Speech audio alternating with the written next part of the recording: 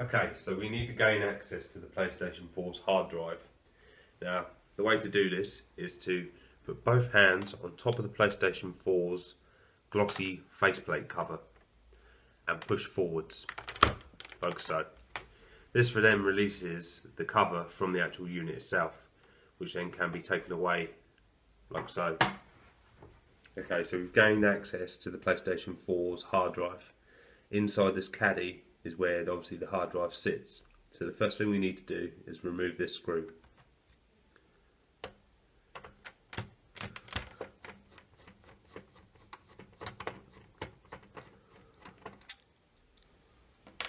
We then can pull out the actual hard drive caddy from the PlayStation itself. Now we have the hard drive removed from the PlayStation itself.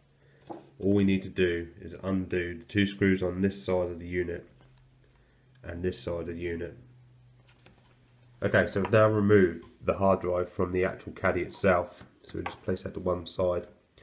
Now, a lot of people will change these over for higher capacity ones or even a solid state disc.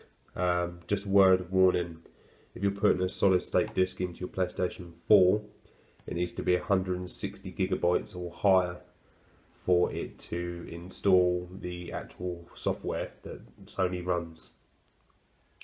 So don't buy a low capacity one expecting it to work. Okay, so I've already put the 4 screws back into the caddy with the hard drive, just to speed this video up a bit. Basically, I'll just show you obviously how to put it back into the PlayStation 4 in case you missed any of it, but it's pretty straightforward. Okay, so just get hold of your hard drive that's in your caddy and then place it back into the PlayStation itself and push forward so it slots into position.